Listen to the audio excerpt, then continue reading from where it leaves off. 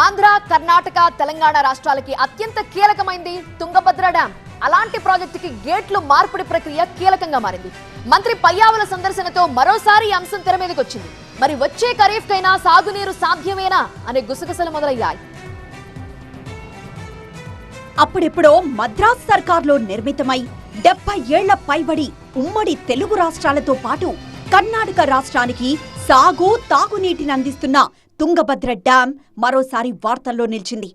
AP, Karnataka ప్రభుత్వాలు కలిసి జలాశయానికి ప్రస్తుతమున్న మొత్తం 33 పాత గేట్లను తొలగించి కొత్త గేట్లను ఏర్పాటు చేస్తూ ఉండడంతో సర్వత్రా ఆసక్తి నెలకొంది. ప్రతిష్టాత్మకంగా చేపట్టిన ఈ పనుల్ని పరిశీలించారు ఏపీ మంత్రి పయ్యావుల కేశవ్. 2 రాష్ట్రాల అధికారులతో పనుల పురోగతిపై చర్చించారు. భారతదేశ ఇరిగేషన్ చరిత్రలోనే తుంగభద్ర డ్యాం 33 గేట్ల మార్పును ఒక చరిత్రగా అభివర్ణించారు మంత్రి పయ్యావుల. 2 రాష్ట్రాలు సంయుక్తంగా సమన్వయంతో యుద్ధ ప్రాతిపదికన తుంగభద్ర డ్యాం గేట్లను ఏర్పాటు చేస్తున్నామన్నారు. ఇప్పటికే 18 గేట్లు ఏర్పాటు చేశామన్న మంత్రి షెడ్యూల్ ప్రకారం మే నాటికి పూర్తి గేట్లు ఏర్పాటు చేయాల్సిందన్నారు. అయితే పని జరుగుతున్న స్పీడ్ చూస్తుంటే ఏప్రిల్ నెలాఖరికల్లా పూర్తయ్యేలా ఉందన్నారు. గతేడాది తుంగభద్ర డ్యాం 19వ గేటు కొట్టుకుపోయిన రోజే మానసిక క్షోభ అనుభవించామన్న మంత్రి గేట్లు మార్చాలని రిపోర్ట్లున్నప్పటికీ గత ప్రభుత్వం పట్టించుకోకపోవడం వల్లే అలా జరిగిందని చెప్పారు. డ్యాం గేట్లను పూర్తిగా మార్చి త్వరలోనే అనంతపురం జిల్లా రైతులకు నీళ్లందిస్తామని చెప్పారు.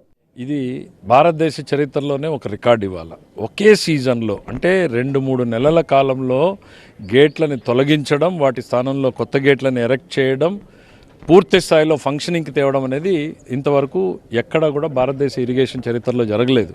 సో దానికోసం ఇవాళ మన కళ్ళెదురుగా మనం ఈ తుంగభద్ర ప్రాజెక్ట్ని చూడగలుగుతున్నామనంటే మా కమిట్మెంట్ ఏంది అనేటువంటి చెప్పదలుచుకున్నాం. ఒక గేటు ట్రయల్ కూడా అయిపోయింది. ఒక గేటు ట్రయల్ రన్ కూడా చేసేసుకున్నారు వాళ్ళు.